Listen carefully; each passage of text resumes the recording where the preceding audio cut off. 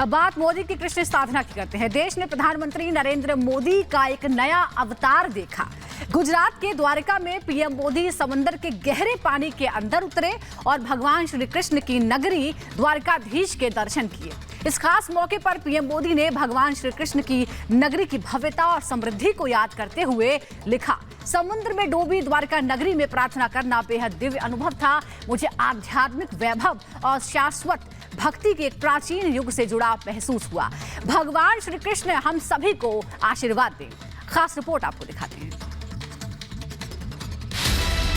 आज मेरा सौभाग्य था कि मैं समुद्र के भीतर जाकर उस समुद्र में डूब चुकी श्री कृष्ण वाली द्वारिका, उसके दर्शन करने का मुझे सौभाग्य मिला। ये मोदी का स्टाइल है,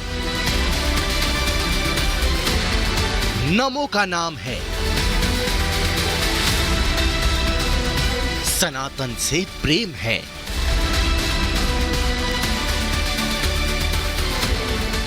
समुद्र में समा चुके इस द्वारकाधीश की नगरी को दर्शन करने, छूने के लिए प्रधानमंत्री नरेंद्र मोदी समुद्र में डुबकी लगाते हुए खुद पहुंचे और उसके बाद किस तरह का दिव्य अनुभव उन्होंने किया है वो खुद साझा किया। आज मेरा सौभाग्य था कि मैं समुद्र के भीतर जाकर मुझे उस समुद्र में डूब चुकी श्री कृष्ण वाली द्वारिका, उसके दर्शन करने का और जो अवशेष हैं उसे स्पर्श करके जीवन को धन्य बनाने का, पूजन करने का, वहां कुछ पल प्रभु श्री कृष्ण का स्मरण करने का मुझे सौभाग्य मिला। मेरे मन में लंबे अरसे से ये इच्छा थी कि भगवान कृष्ण की बसाई उस द्वारिका भले पानी के भीतर रही हो, कभी न कभी जाऊंगा, मत्था टेकूंगा। आज समंदर के भीतर जाकर मैंने उसी दृश्य को अपनी आंखों से देखा, उस पवित्र भूमि को स्पर्श किया। उस अनुभव ने मुझे इतना भाव विभोर किया है, ये शब्दों में बताना मेरे लिए मुश्किल है। हर भारतवासी के लिए वो एक ऐतिहासिक पल था जब पीएम मोदी ने समुद्र के अंदर मौजूद प्राचीन द्वारका नगरी को स्पर्श करके प्रणाम किया। इससे पहले 22 जनवरी को राम भक्त मोदी की तस्वीर हम सब ने देखी थी, जिसका इंतजार सदियों से राम भक्त कर रहे थे। पीएम मोदी ने रामलला की प्राण प्रतिष्ठा करवाकर करोड़ों सनातनियों का दिल जीत लिया। राम भारत की चेतना है, राम भारत का चिंतन है, राम भारत की प्रतिष्ठा है, राम भारत का प्रताप है, राम प्रवाह है, राम प्रभाव है, राम नेति भी है, राम नीति भी है, राम नित्यता भी है, राम निरंतरता भी है, राम विभु है, विशद है, राम व्यापक है, विश्व है, विश्वात्मा है। 22 जनवरी 2024 को राम मंदिर के प्राण प्रतिष्ठा से पहले पीएम मोदी तिरुचिरापल्ली के श्री रंगनाथ स्वामी मंदिर पहुंचे थे।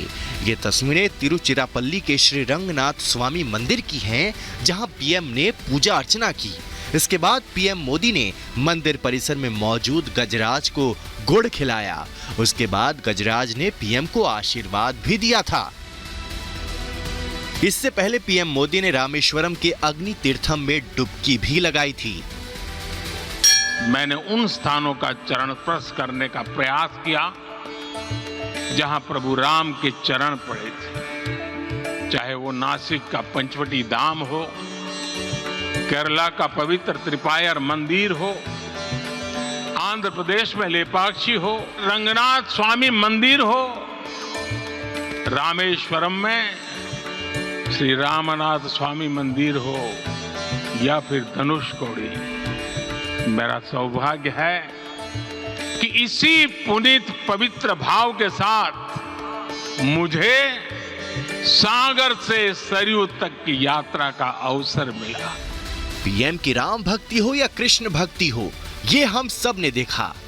लेकिन साल 2019 में प्रधानमंत्री नरेंद्र मोदी की शिव भक्ति देख करोड़ों भारतीयों का सीना चौड़ा हो गया था। पीएम मोदी के इस ध्यान ने दुनिया भर में सुर्खियां बटोरी थीं और केदारनाथ की स्पेशल गुफा चर्चा में आ गई थी। बाबा के सानिध्य में, बाबा के आदेश से, बाबा की कृपा से ये दशक उत्तराखंड का दशक हो। इतना ही नहीं, करीब 2 साल पहले वाराणसी के ललिता घाट पर हाथ में कलश, गेरुआ वस्त्र धारण कर प्रधानमंत्री मोदी ने गंगा में डुबकी लगाई तो पूरा ललिता घाट हर हर महादेव की गूंज से गुंजायमान हो गया। करोड़ों भक्तों के सपनों को साकार करने वाले गंगाधर के एकाकार के पावन पथ पर हाथों में गंगा जल लेकर पीएम मोदी महादेव के भक्त के रूप में गर्भगृह पहुंचे। इतना ही नहीं, रवि योग के अद्भुत संयोग में राजोपचार विधि से देश की सभी नदियों के जल से काशीपुराधिपति का अभिषेक कर पीएम मोदी मुख्य यजमान बने और षोडशोपचार विधि से आदि विश्वेश्वर का पूजानुष्ठान किया। काशी तो काशी है, काशी तो अविनाशी है। काशी में एक ही सरकार है, जिनके हाथों में डमरू है, उनकी सरकार है। कुंभ मेला विश्व के सबसे बड़े धार्मिक आयोजन का गौरव रखता है।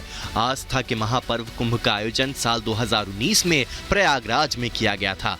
प्रधानमंत्री नरेंद्र मोदी विश्व के भव्य आयोजन प्रयागराज के दिव्य कुंभ पहुंचे थे और पीएम ने यहां संगम में डुबकी भी लगाई थी। संगम पर पूजा अर्चना कर दुग्धाभिषेक किया था। संगम में पूजा अर्चना करने के बाद उन्होंने सफाई कर्मियों के पैर धोए थे और उन्हें शॉल ओढ़ाकर सम्मानित किया।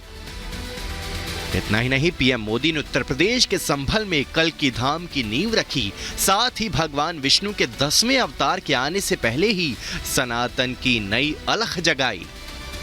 कल्की पुराण में लिखा है, शंभले वस तस्तस्य सहस्त्र परिवत्सरा, यानी भगवान राम की तरह ही कल्की का अवतार भी हजारों वर्षों की रूपरेखा तय करेगा।